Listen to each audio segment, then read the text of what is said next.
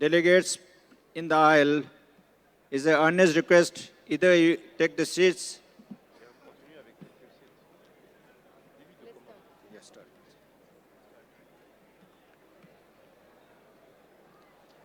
Distinguished Minister and delegates, ladies and gentlemen, I call to order the 5th meeting of the 14th session of the Conference of Parties to the United Nations Convention to Combat Desertification.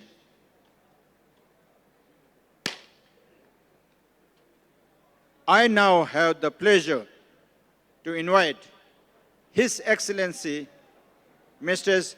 Zhang Jiaolong, Ministry of State of Forestry, Administration of China, COP13 President, to address the COP.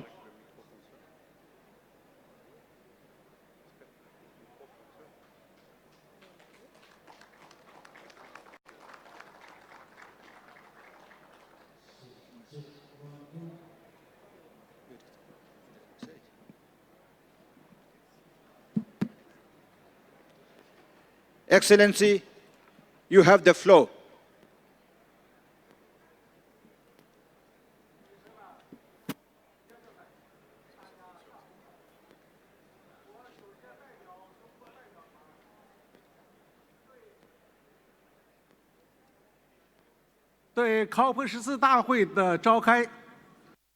Good morning.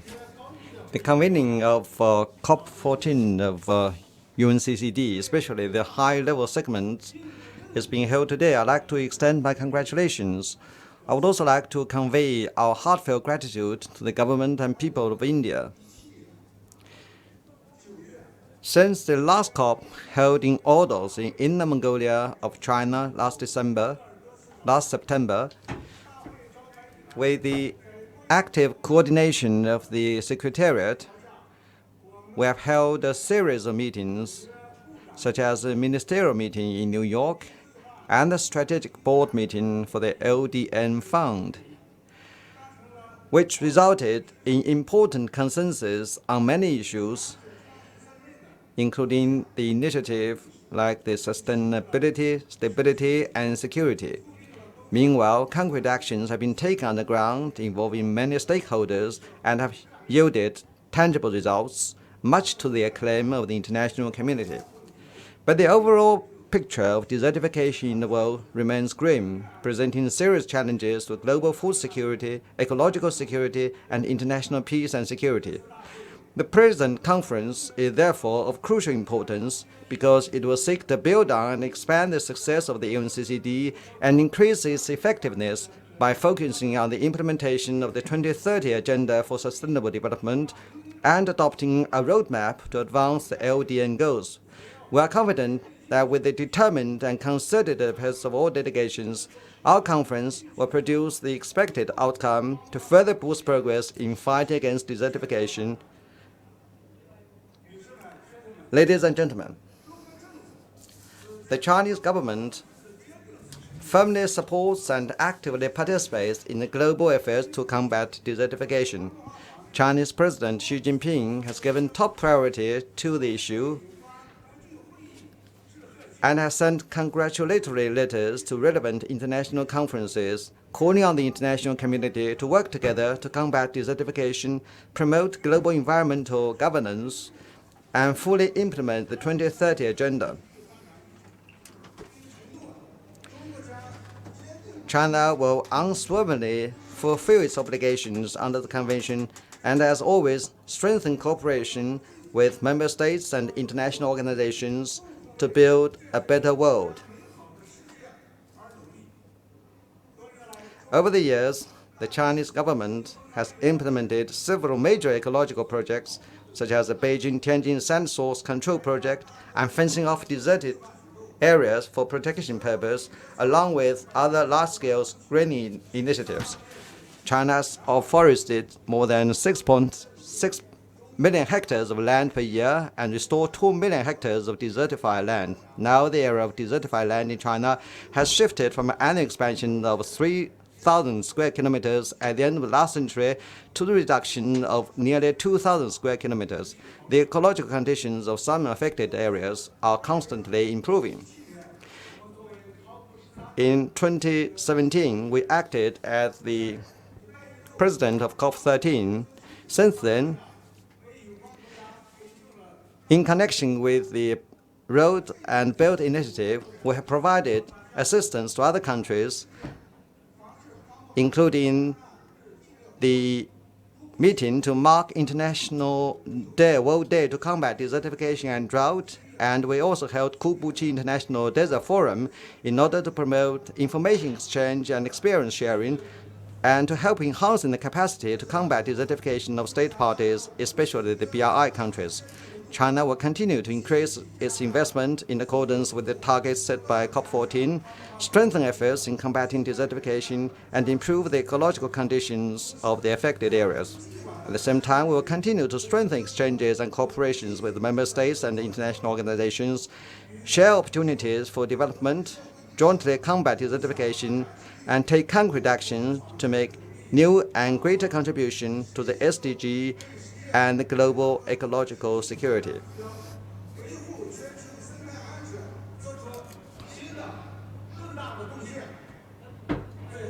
In conclusion, I would wish the conference every success. I thank you all.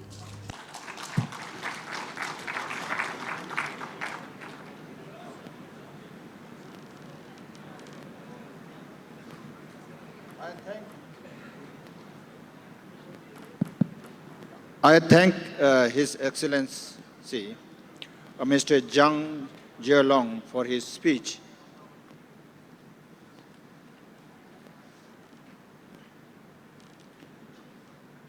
Excellencies, distinguished delegates, ladies and gentlemen, the floor is now open for statements on behalf of regional and interest groups and civil societies. I now give the floor to His Excellency, Minister Riyad Athari, Ministry of Agriculture of State of Palestine, on behalf of the Group of 77 and China. Excellency, you have the floor.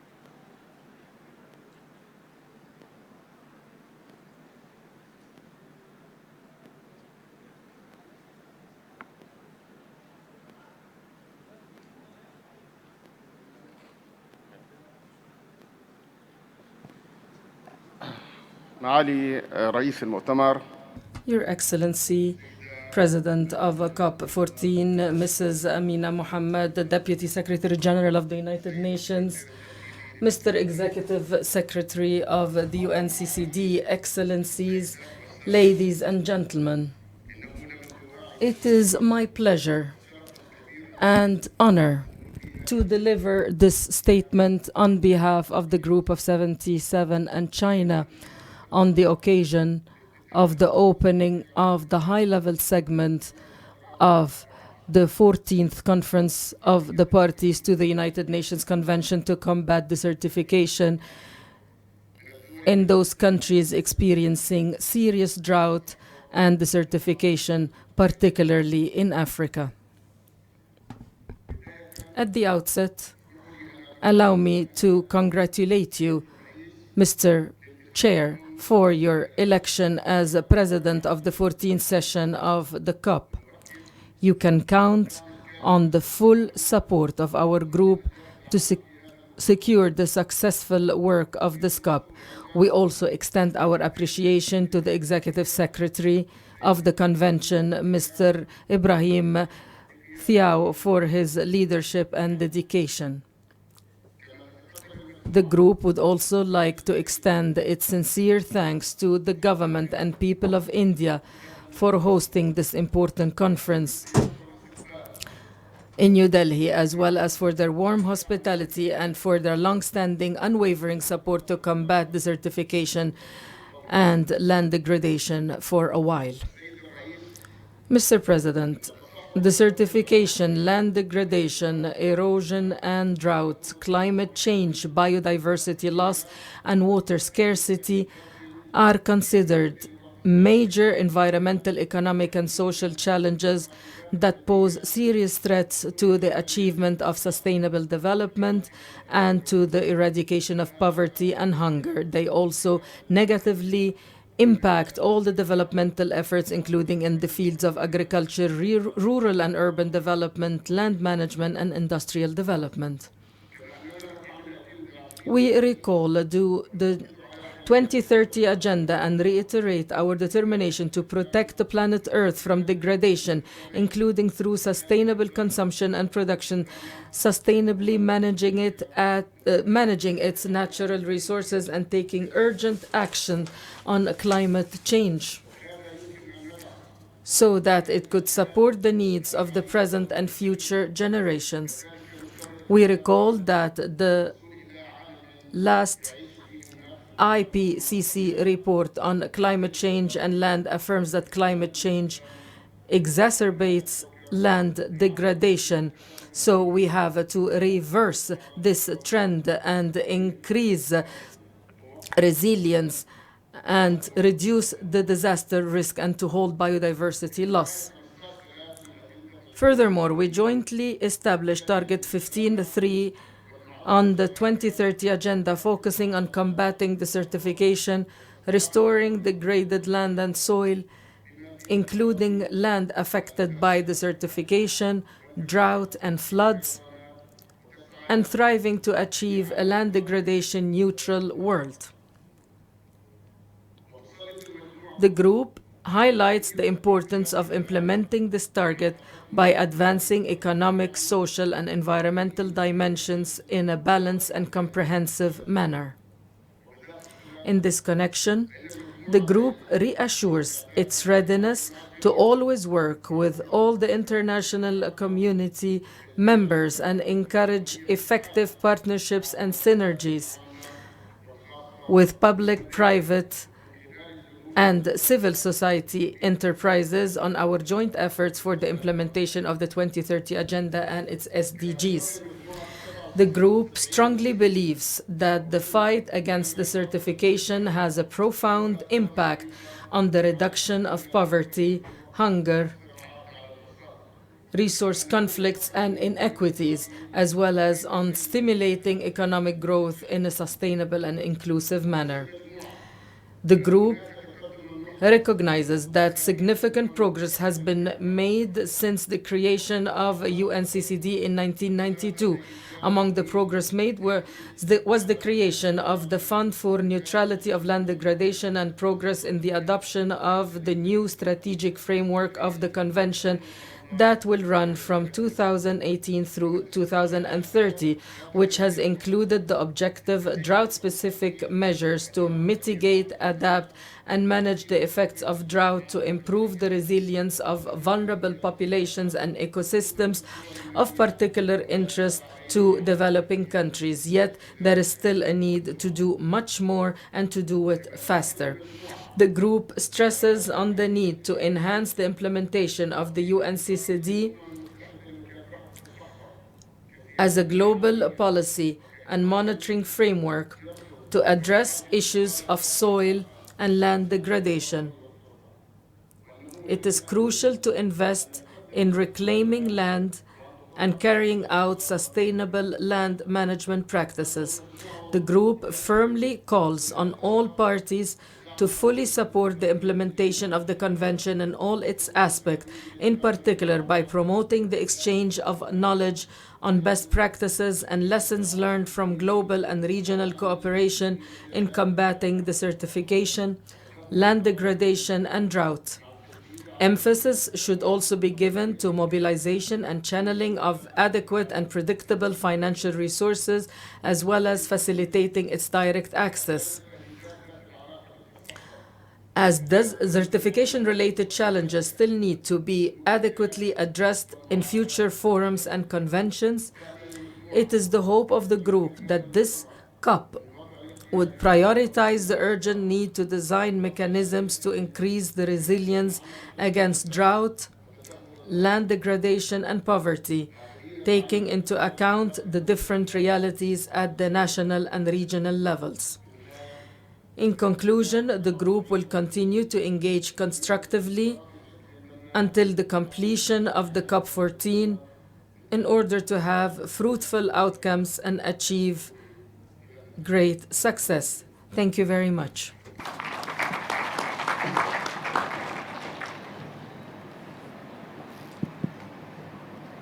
Thank you for your statement. I now give the floor to Her Excellency Ms. Elina Kalku, Deputy Minister of Development Policy, Ministry for Foreign Affairs of Finland, on behalf of the European Union. Excellency, you have the floor.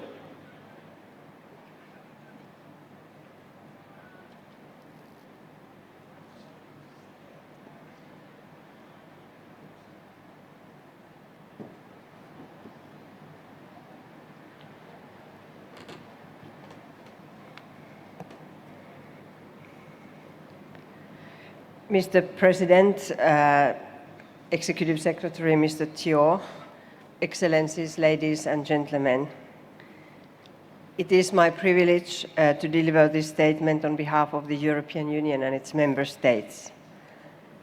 Let me begin by expressing our deep gratitude and sincere appreciation to the authorities and the people of India for hosting the 14th Conference of the Parties of the UNCCD. India has set an inspiring model to the implementation of the Convention with its commitment to bring deforested and degraded land into restoration. We would also like to take this opportunity and once more congratulate heartily Mr. Ibrahim Thiaw for his nomination as a new Executive Secretary. We look forward to continuing excellent cooperation with him and the UNCCD Secretariat under his leadership. Let us also express our sincere gratitude to Ms. Monique Barbu for her dedication and hard work in steering the implementation of the Convention. Ladies and gentlemen, for 25 years, we have cooperated in combating desertification and in mitigating the effects of drought under this convention, which is the sole legally binding international agreement linking environment and development to sustainable land management. We achieved many important results worth celebrating. However, our eyes are now fixed on the future, in particular the year 2030. We have a reason to celebrate the momentum the Convention has gained in recent years in order to achieve SDG 15 and Target 15.3 by 2030. We should use this momentum wisely and accelerate progress. We can only achieve these goals by acting together. Last week, we already made progress thanks to a constructive spirit and inspiring discourses at the COP14. In all discussions, it is important to keep in mind our ultimate goal, which is to ensure that the promise of 2030 agenda of leaving no one behind is efficiently fulfilled. 2030 is approaching fast, and implementation of the Sustainable Development Goals should be accelerated, including the Goal 15 and Target 15.3. Even though it might be ambitious, it is doable.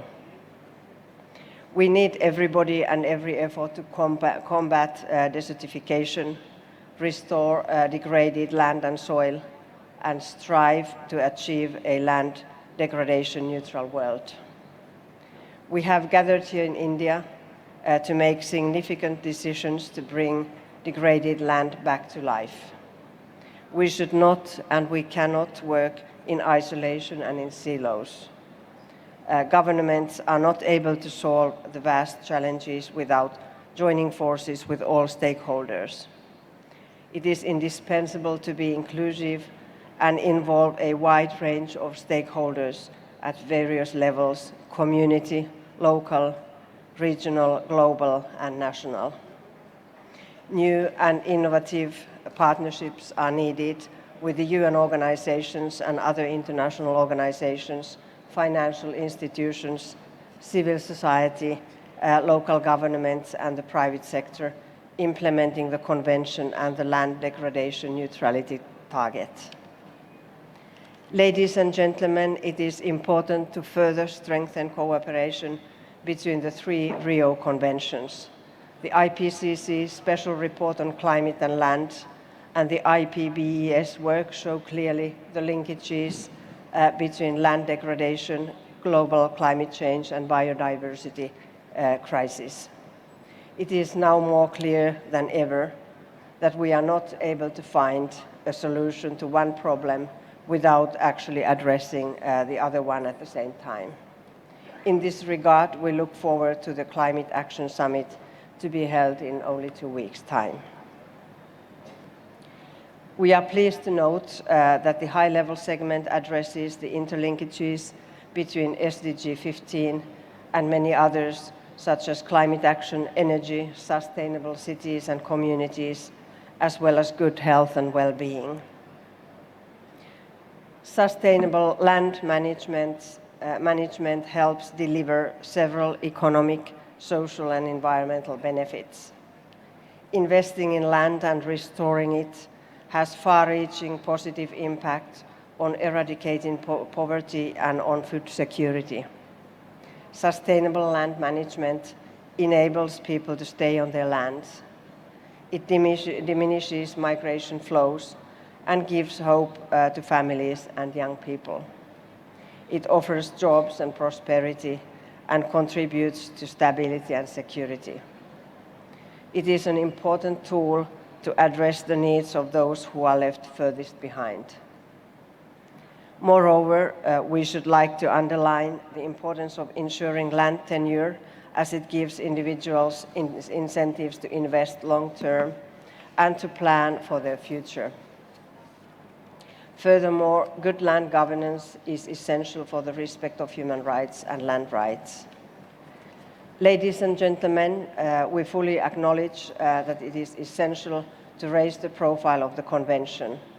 As the Executive Secretary stated in his recent speech, it isn't just about sand. We fully support the Executive Secretary's aim to give a human face to the Convention.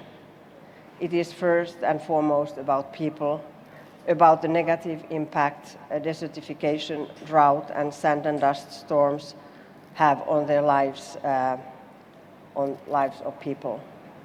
But it is also about the positive stories and the lessons learned on how to combat these effects. Once the Convention becomes more visible, more tools are provided to combat the negative effects. In particular, we welcome the efforts to outreach young people, children, and youth. Young people are critical thinkers, criticizing us often, and they are well aware of the challenges to be faced now and in the future. They have already demonstrated that they have the power to act and mobilize others and impact policymakers in environmental matters. Ladies and gentlemen, women and girls are often disproportionately affected by land degradation, desertification, sand and dust storms, and drought.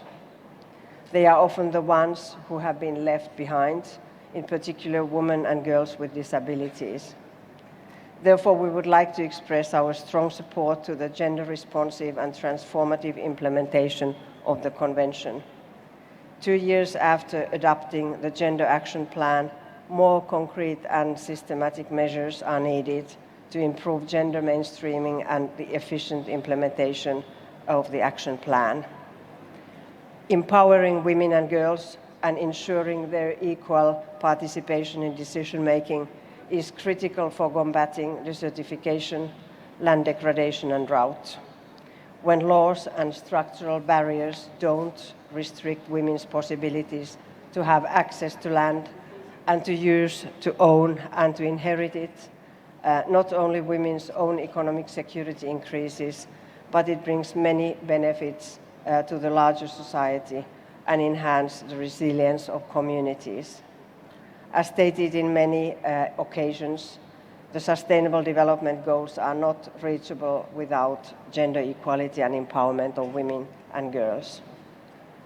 Ladies and gentlemen, to conclude, we would like to reiterate that promoting scientific research and evidence-based decision-making should be our high priority. Our policies and decisions must be based on sound science. Furthermore, the results of the scientific research should be made easily accessible to everyone. Science, technology, and innovations can and should offer numerous tools and opportunities for people living in affected areas. Ladies and gentlemen, the European Union and its member states are fully committed to working with all parties and stakeholders in combating desertification, land degradation, and drought. Only together we can overcome challenges, find sustainable solutions, and bring new opportunities for affected people and communities. On behalf of the European Union and its member states, I would like to reaffirm our continued support to the UNCCD. We are looking forward to the discussions with all parties and all other stakeholders during this high-level segment. We are confident that the outcomes of these discussions will richly inform our actions and enable us to address the key challenges. Finally, allow me once more to express our deep gratitude and appreciation to the authorities and people of India for welcoming us warmly and hosting this 14th Conference of the Parties of the UNCCD. Thank you for your attention, and I wish you all a very successful meeting. Thank you.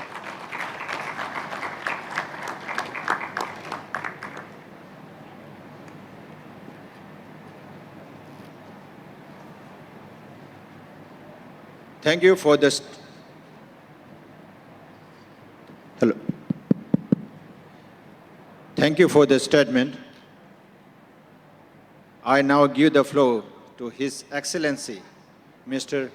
Al-Mustafa Garba, Minister of Environment, Urban Sanitation and Sustainable Development of Niger, on behalf of African Group.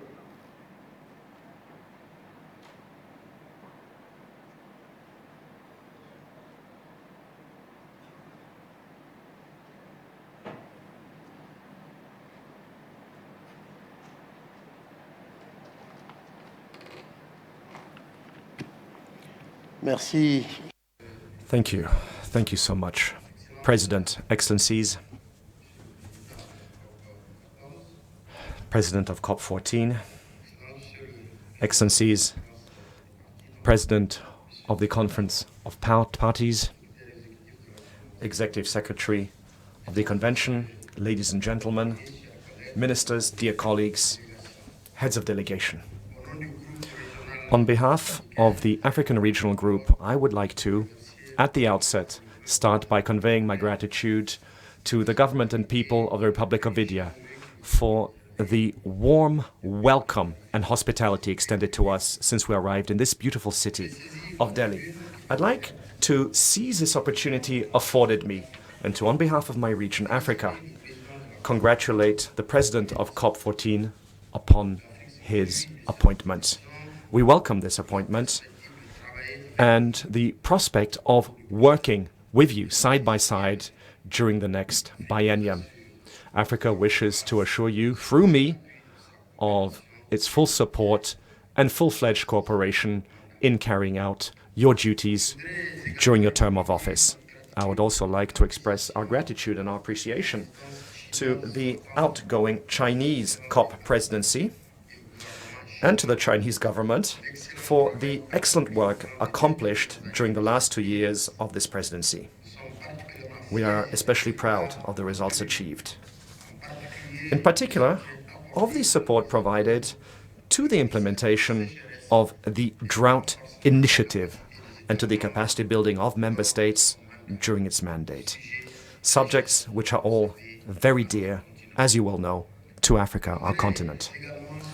I would also like to extend a warm welcome and sincere congratulations to the new Executive Secretary of the Convention, Mr. Ibrahim Thiaw. Africa is proud of your appointment and assures you of its full support in the performance of your missions.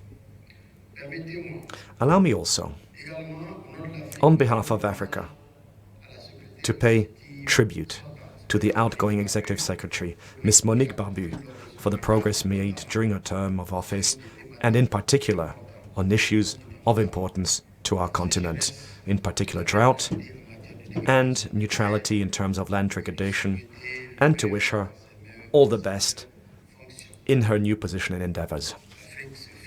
Africa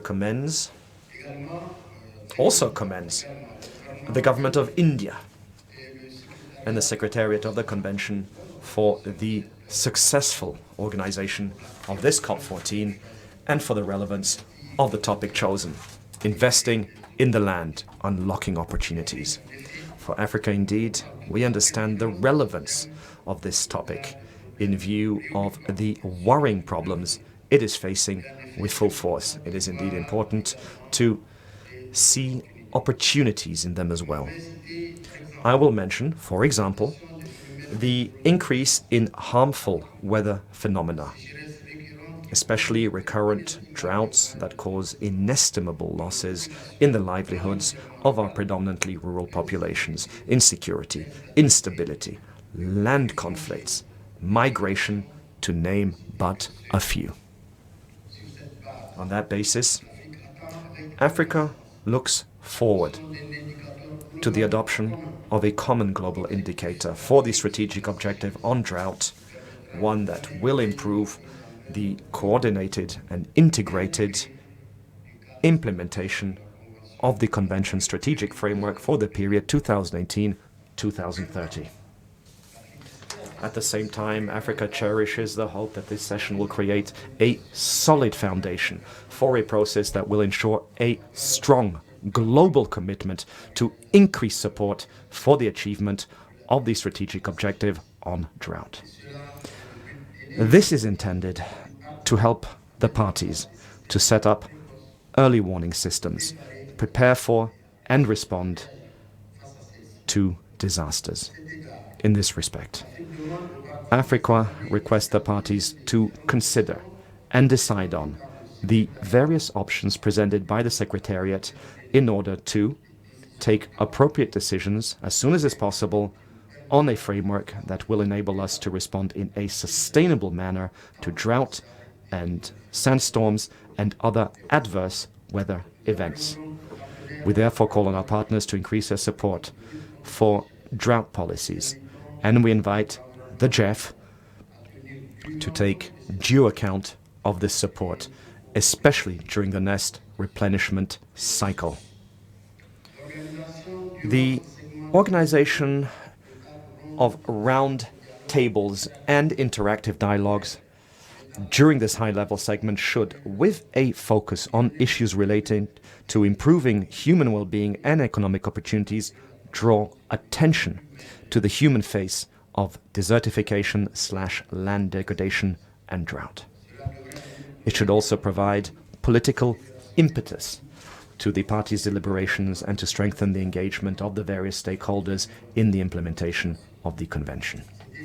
I would like here to reiterate Africa's commitment to work for frank and sincere discussions to achieve consensus yet concrete results during the ministerial segment to resolve these global challenges which impact all of us. Ladies and gentlemen, African states have fully embraced the voluntary global program for setting neutrality targets for land degradation, which involves more than 122 countries, including 50 out of 54 African states.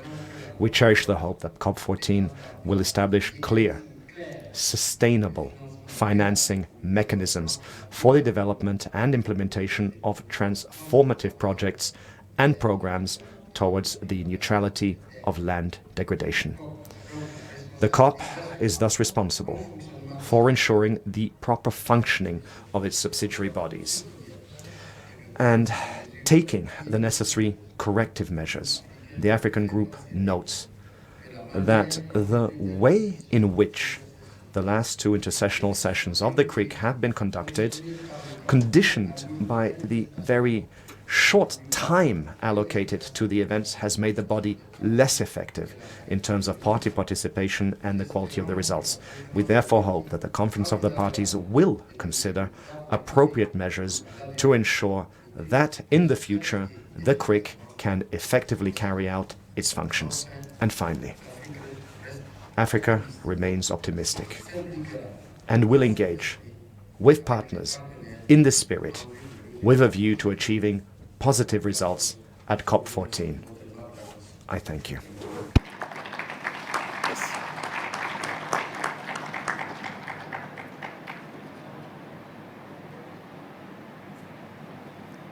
Thank you for your statement. I now give the floor to His Excellency Dr. Mahendra Reddy, Minister for Agriculture, Rural and Maritime Development, Waterways and Environment of Fiji, on behalf of the Group of Asia-Pacific States. Excellency, you have the floor.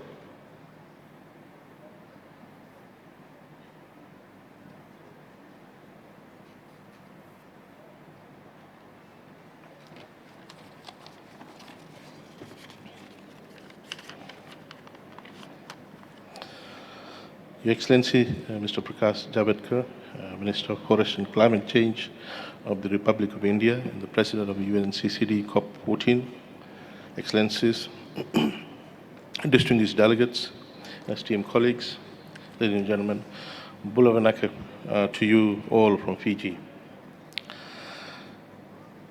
Ladies and gentlemen, Fiji is greatly honored with this privilege to deliver this statement on behalf of the Asia-Pacific Group.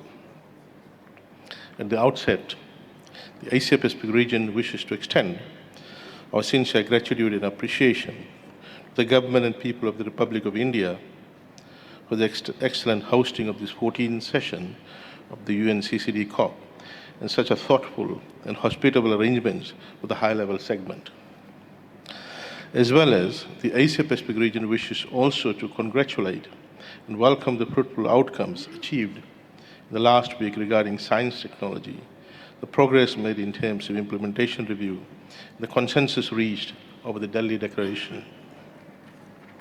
Excellency, distinguished delegates, ladies and gentlemen, this COP14 is happening at a very intriguing yet critical time, not only while celebrating the 25 years anniversary since the convention came into existence, but also forward-looking into the next 25 years of furthering with bold steps the implementation of the convention. This is a major shift from planning and piloting phases of addressing the concerns and aspirations of the convention to more upscaling efforts by affected countries' parties at the local, national, sub-regional and regional levels. As a region, the Asia-Pacific acknowledges the immense effort by UNCCD in the advancement of the sustainable land management to rehabilitate, restore, and reverse land degradation. And the end goal, of course, is to protect our land from overuse and drought so its physical capacity can sustain the steady provision of basic human necessities, of which are food, water, and energy. Looking back 25 years ago, there are clear evidences of recovery and restoration of degraded landscapes through SLM practices over these years in the regions of the Convention, such as, for example, in Africa and Asia and the Caribbean. Still, much more needs to be done, and sooner rather than later, as the current pressures on land are enormous and are expected to continue growing. The recurrent and growing threats of climate change, forest fires, heat waves, mass migrations, flash floods, sea level rise, and food and water insecurity are far more evident. For the next 25 years, the importance and urgency of addressing these challenges are more widely recognized now than it ever was 2 decades ago. The land degradation neutrality will be the main vehicle to drive forward and further the implementation of the Convention, and simultaneously as a powerful tool to achieve by the 2030 Sustainable Development Goals 15 and its SDG 15.3 target, of which UNCCD is made custodian of. The year 2030 will be a significant milestone for achieving LDN as one of the SDGs, and it is a stepping stone towards a true land-based sustainable future. Your Excellency, distinguished delegates, ladies and gentlemen, as the world has become more and more fragile against the effects of a changing climate, human beings must grow and make transformative change. The Convention must grow, and so must the efforts of parties to increase and renew the commitment to good land stewardship that helps people, communities, and countries create wealth, grow economies, and secure sufficient food, clean water, and energy by ensuring land uses and enabling environment for SLM. That is, for every region and country party of the Convention, including individuals, to make SLM everyone's business. Land, climate, and renewable energy are all closely interlinked, whereas land and climate affects each other, and the consequent outcomes are influenced by each other. Renewable energy, on the other hand, provides one of the most vital solutions to mitigate both land and climate. DLDD is a result of various factors, including climate variations and human activities. And while climate change affects the whole world, it is the poorest that suffer, the most of which the majority. And our region is believed to be home to the majority of these most affected and deprived populations of basic necessities in life. The farmers, particularly in marginalized dryland, in arid and semi-arid regions over the Asia, as well as affected countries by land degradation in small island states, SIDS, have been experienced for years the threat of DLDD and climate change to their lives. Scientific-based evidence points to carbon sequestration as serving a dual purpose to remedy this threat, which firstly, global warming can be mitigated significantly by removing atmospheric carbon dioxide and sequestering it in soil. And secondly, increased carbon in the soil has great value as food-producing asset. Therefore, our region welcomes every window of opportunities through the LDN to access all relevant technologies to implement carbon sequestration to effectively limit the impacts of climate on our lands and land resources, as well as vice versa. Your Excellency, distinguished delegates, ladies and gentlemen, with the increase of the global population approaching to 10 million, land is under further pressure to provide more food, more water, and more residential and infrastructure support, not only in quantity but also in quality. Migration of population between rural and urban areas, the ever-increased impacts of consumption of urban residents on land and natural resources, and the natural connectivity of the ecosystems have brought stronger than ever interlinkages between rural and urban development. ICOPS acknowledges that to address these challenges, the key is to implement integrated land use planning, respecting connectivity of nature, and to optimize land use and interventions to avoid, reduce, and reverse the degraded land. Global assessment reports issued by both IPCC and IPBES underline the undeniable link between land, climate change, and ecosystem stability. That is, our region strongly shares the conviction that both ecosystems and human communities will not adapt to climate change, nor to sustainable land management and secured livelihood of all affected populations. Your Excellency, distinguished delegates, and ladies and gentlemen, Asia Pacific highlights the key role of value chains based on land restoration and partnership building with private sectors for sustaining a stabilized ecosystem services with improved livelihood. We welcome the business forum and technical fairs organized on the side of COPs, which provide a platform for the entrepreneurs to share their innovative products and technologies the success business models and to discuss potential of investment in land and expected policy support in land-based businesses. We look forward very much more innovative finance could assist upscaling and outscaling of successful business models to bring benefits to the more effective areas. Asia Pacific region is delighted that further scientific support to drought effects mitigation and LDN implementation have been both included in the Science and Policy Interface Work Program. We welcome the momentum created around the discussion on enabling policies related to drought, sand and dust storms, migration, land tenure, and gender. However, we must re-emphasize that policies are to enable implementation and support actions. The need to adapt to different national circumstances, especially in the movement of next UN decades for ecosystem restoration for achieving a land degradation neutrality world. Finally, Chair, the Asia Pacific Group wishes a thorough roundtable discussion and informative interactive dialogues in the following days towards fruitful outcomes of the high-level segment, the New Delhi Declaration and the COP14. Thank you. Naka and Dhanyavad. Thank you for your statement. I now give the floor to His Excellency Mr. Robert Brown, Ministry of Health of St. Vincent and Grenadines, on behalf of the group of Latin American and Caribbean states. Excellency, you have the floor.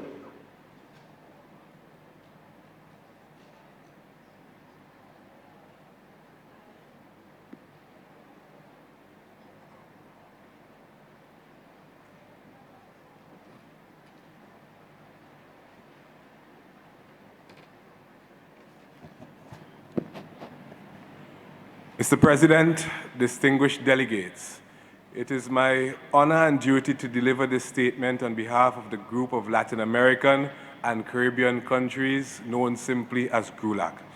Our regional bloc takes this opportunity to express appreciation to the government and people of incredible India for the warm greetings and hospitality that have been extended to our member states. We raise a note of praise to the organizers of this event who have discharged their functions with distinction and firmly established their positions as worthy guardians of the United Nations Convention to combat desertification, land degradation, and drought. Mr. President, distinguished delegates, this Conference of Parties is taking place at a time when strenuous efforts are required for the implementation of the Convention and the attainment of both the Sustainable Development Goals and the goals outlined in the Paris Agreement on climate change, along with the Aichi targets. The theme of this conference is pertinent: investing in land, unlocking opportunities, and amongst to a call for action, addressing challenges associated with the problems that we have already cited. There is currently inadequate investment for the protection of land, which is the Earth's most valuable resource and which is necessary for survival.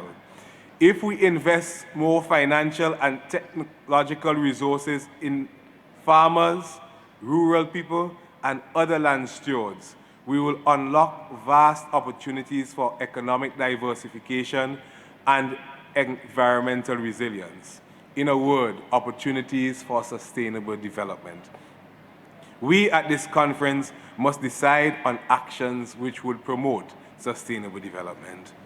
One of the key aims of COP14 is to help countries achieve their voluntary land degradation neutrality targets by delivering tools and resources that are useful for this purpose. Tools built on accurate and reliable science and data, and developed through a rigorous participatory process for the benefit of everyone. Countries can better withstand future environmental challenges by optimizing land management and appropriately scaling up sustainable land use practices along with restoration of degraded land.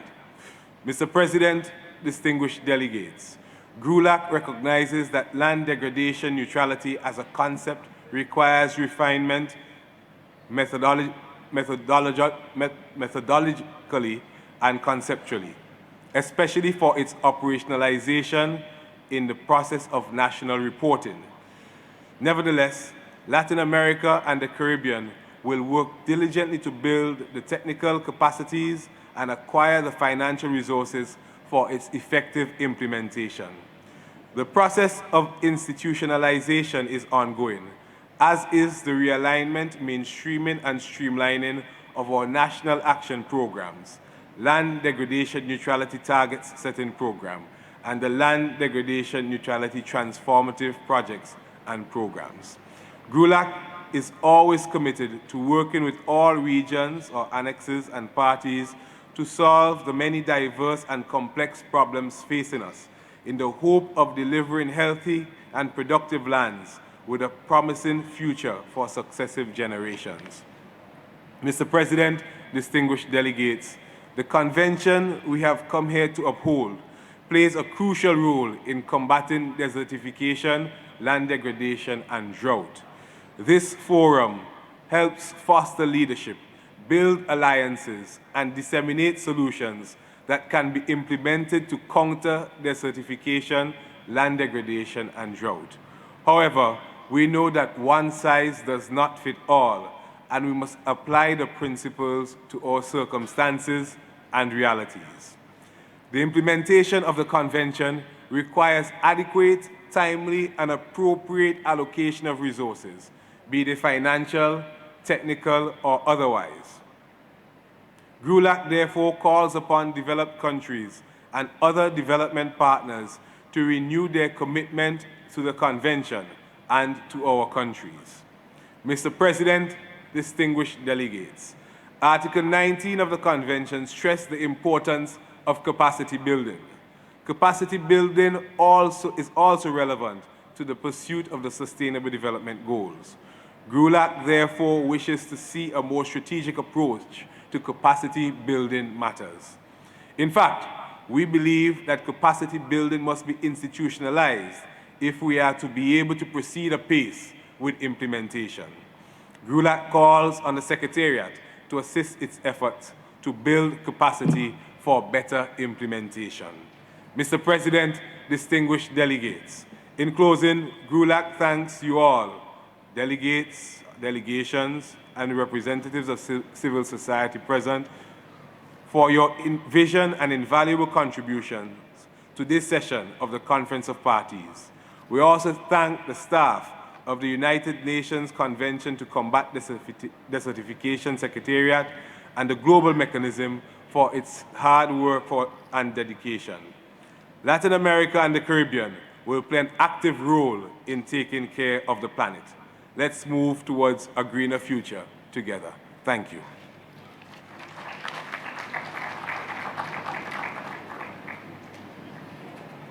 Thank you for your statement.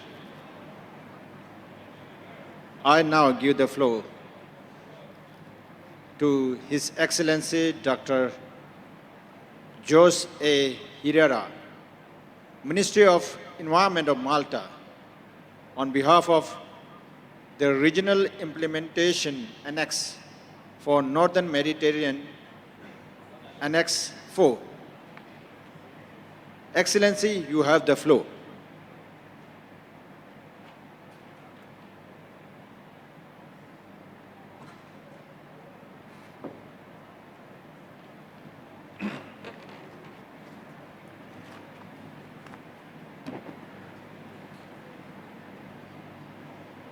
Honorable Ministers, Excellencies, distinguished delegates, ladies and gentlemen. I would like to start by expressing our deep gratitude to the Government of India and the City of New Delhi for hosting the 14th Conference of the Parties of the UNCCD and for the high-level segment. It is an honor to deliver this statement on behalf of the Northern Mediterranean region and its 12 affected country members. Ladies and gentlemen, the world is at an environmental crossroads. Land is a vital resource to humankind. However, land degradation is taking place at an alarming pace and affecting everyone through food, insecurity, climate change, and the loss of ecosystem services. Land degradation is therefore one of the world's most pressing environmental problems, and it will worsen without rapid remedial action. The northern Mediterranean region suffers from the effects of land degradation and drought. The region is subject to a crisis in traditional agriculture with associated land abandonment and deterioration of soil and water conservation structures. There also are key concerns with drought, susceptibility, and vulnerability, and climate change is exacerbating the pressures on already vulnerable environments. Thus, the Mediterranean region is a hotspot of these land degradation and drought phenomena. In view of this, the Northern Mediterranean region and its country members positively view the significant efforts made to address the threat of land degradation and drought.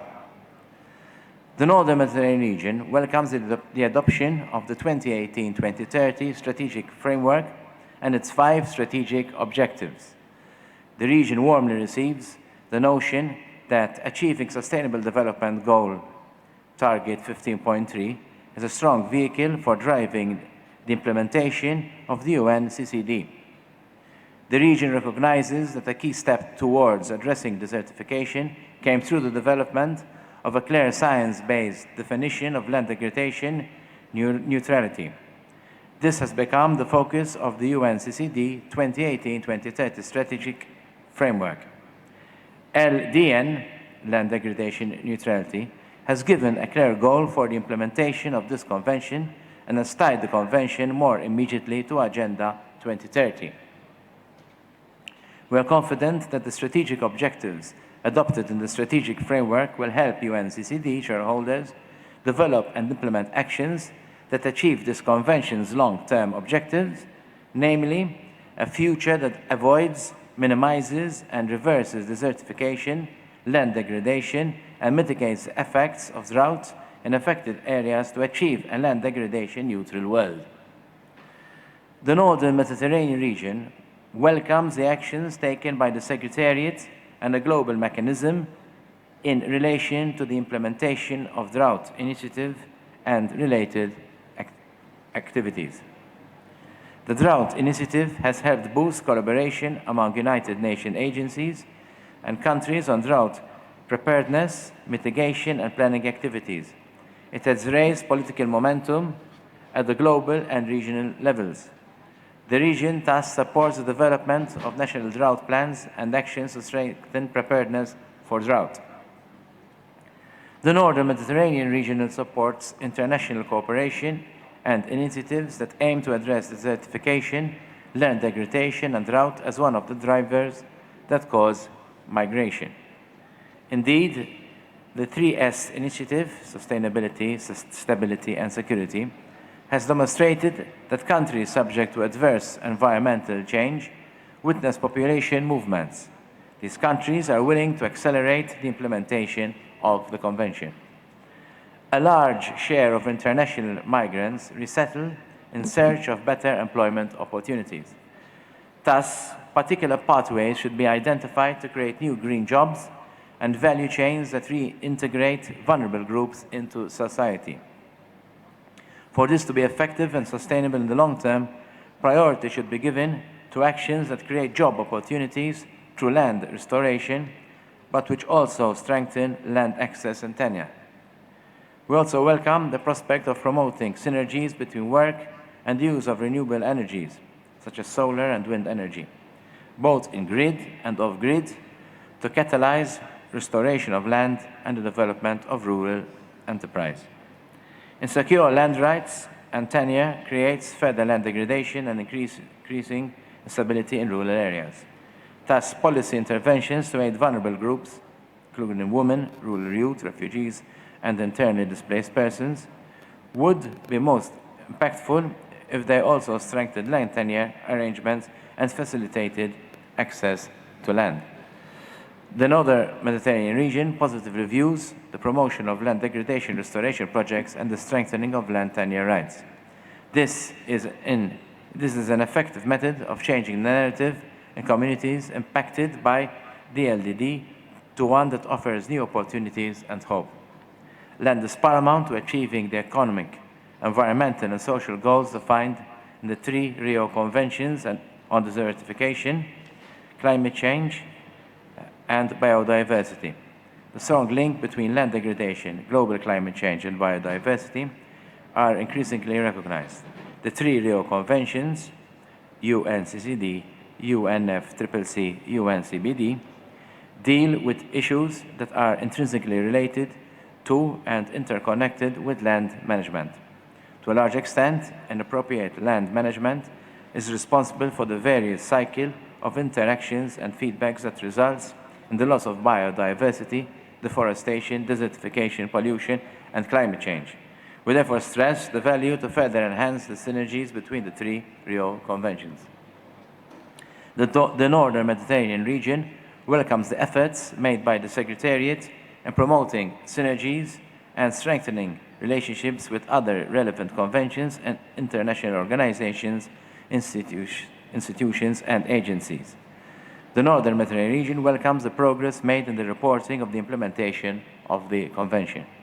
The quantitative and standardized approach adopted by the reporting process and followed by all parties has enabled the Convention to gather quality data for better monitoring of its implementation. On behalf of the Northern region, I would like to emphasize our continued support to the UNCCD. We urge parties to take decisive actions to combat desertification, land degradation, and drought, and achieve a land degradation neutral world. Thank you all for your attention. Thank you for your statement. Now I give the floor to His Excellency, Mr. Azaldin Omar Aboustid, Minister of Agriculture and Land Reclamation of Egypt, on behalf of Arab groups. Excellency, you have the floor.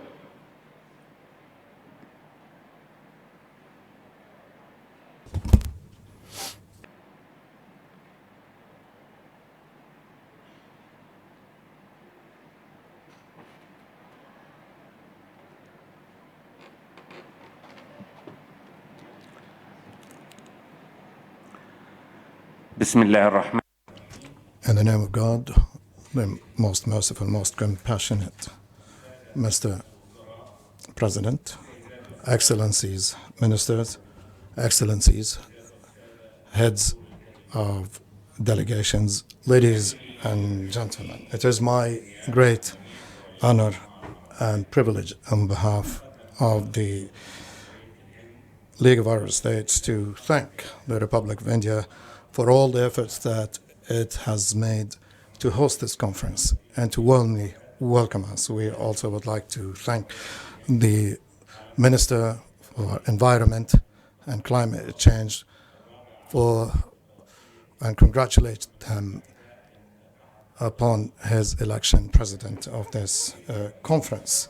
We also would like to congratulate Mr. Thiaw for the assumption of the position of the Executive Secretary of the Convention. We also appreciate the efforts made by the Secretariat to well prepare this meeting, as well as the high-level segment that is taking into account important and challenging topics that will address the joint future of our societies. Ladies and gentlemen, the Arab group, because of its geographic position and because of its climate and environmental conditions, is considered as one of the most affected regions in the world by desertification, drought, as well as sand and dust storms.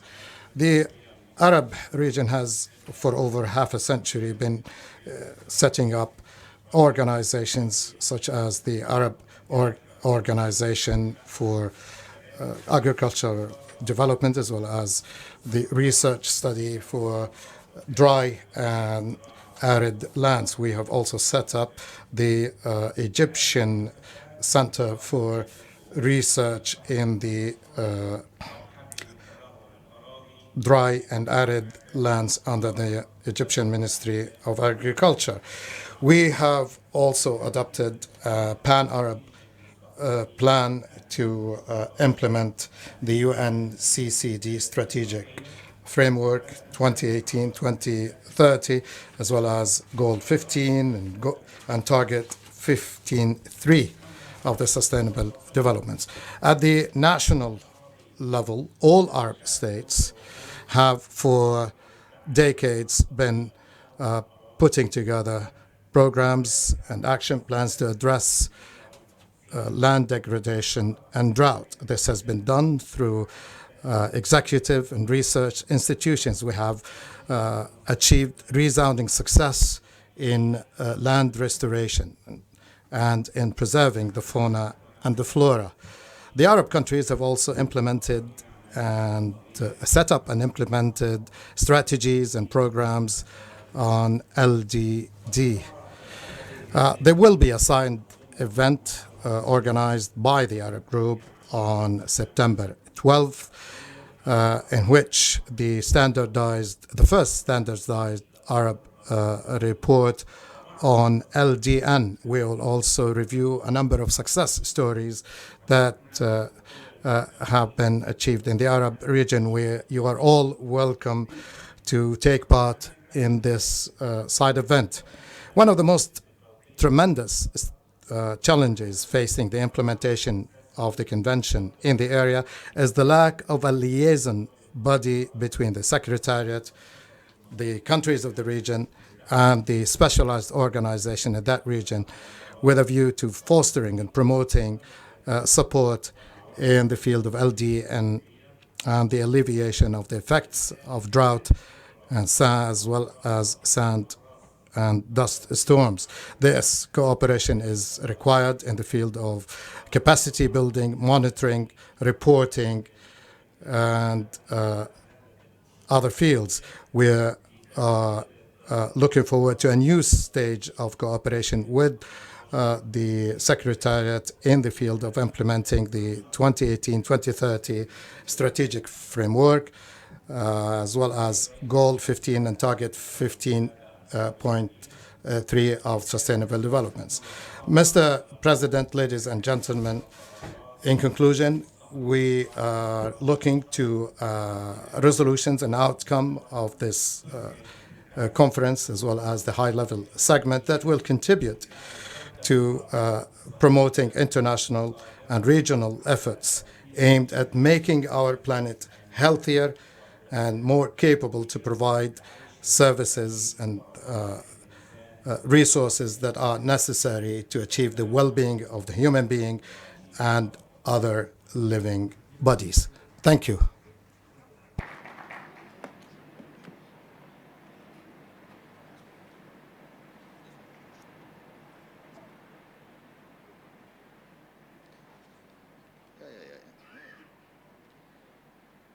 Thank you for your statement.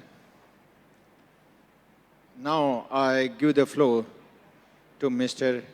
Imam Muinil Sak from ENDA, Tires Monde, Senegal, on behalf of civil society organization. Mr. Sak, you have the floor.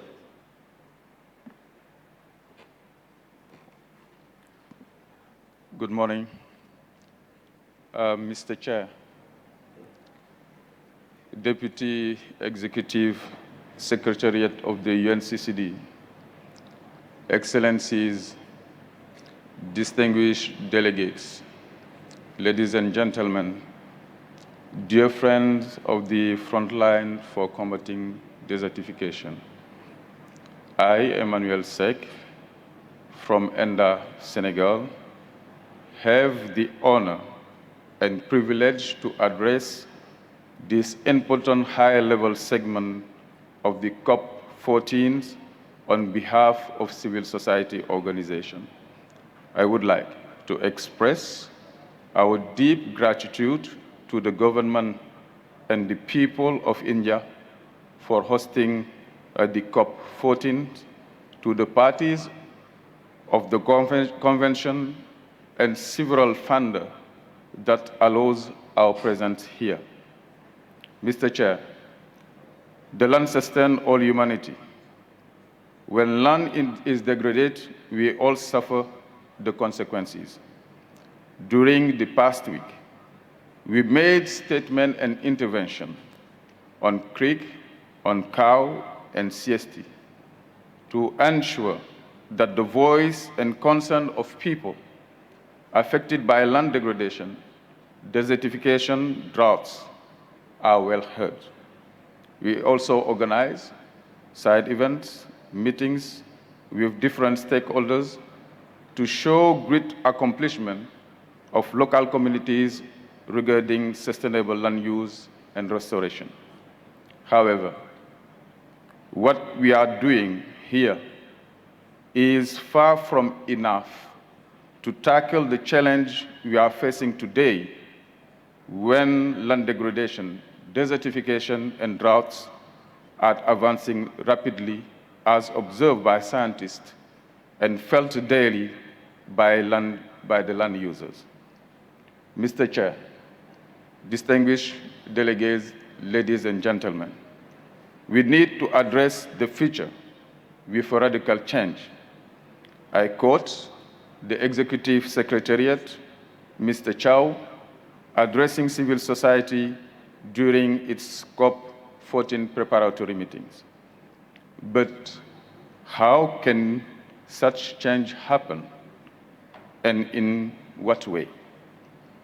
There are several elements to consider, amongst which we, civil society, think as priority: land tenure security, knowledge and sustainable practices of communities, finance for community-led initiatives, the spirit of working together by promoting equity, inclusivity, and sustainability. Today in the world, land grabbing is happening everywhere when extractive agribusiness, mining companies, and infrastructure are chasing short-term economic gains at the expenses of livelihoods of people. If people are not sure about the rights and the use of the land, how can they take good care of the land? To grow trees, to improve soil health, to restore ecosystem for the children. Land tenure is a COP agenda for the first time. We appreciate the contribution to this debate by those parties emphasizing the need for each country to take its own circumstances into consideration. However, tenure security is a crucial element for land restoration, sustainable land use, and combating desertification. Land tenure security is essential for land degradation neutrality. The civil society organization joined here at the COP14 urged the parties to take at the COP14 decision on the implementation of the FAO voluntary tenure guidelines in land degradation neutrality processes. At the same time, we would like to bring to the parties' attention that community-led sustainable land management and restoration practices are the main contributor to the LDN target. These practices are usually unseen or given no credit by the policy makers. We kindly request that parties improve the communication with CSOs and their participation in the national target setting in an effective way at the country level. Another crucial part of this change is access to appropriate source of finance to support a community-led initiative. We kindly but strongly request the parties to earmark more public money with JEF, UNDP, FAO, GCF, and other appropriate financial or not institutions for small grant programs, especially for communities to restore the land. Meanwhile, civil societies have done numerous initiatives and practices on pastoralists, multi-use of water, solution on land tenure, agroecology, and so on. May we remind this Assembly that we are ready and skilled for scaling of this initiative. Mr. Chair, a radical change can only happen when we work together.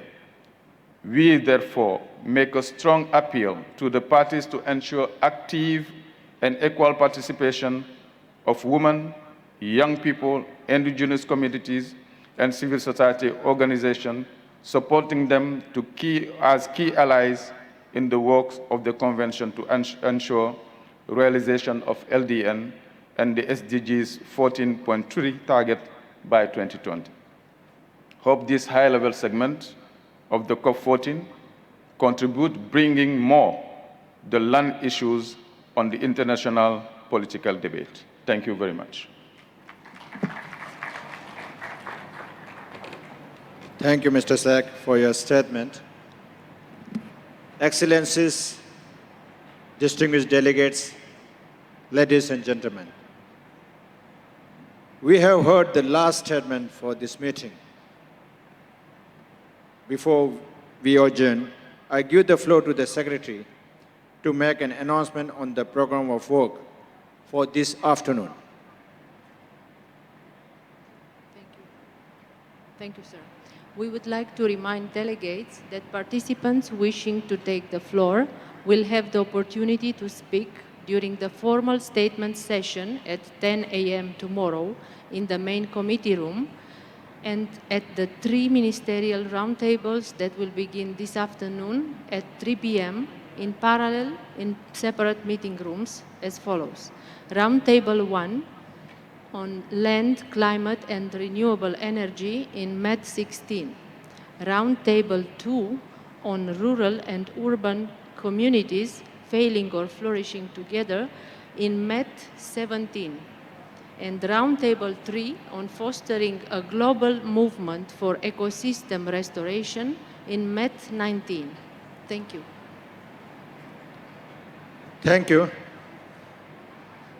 This meeting is now adjourned.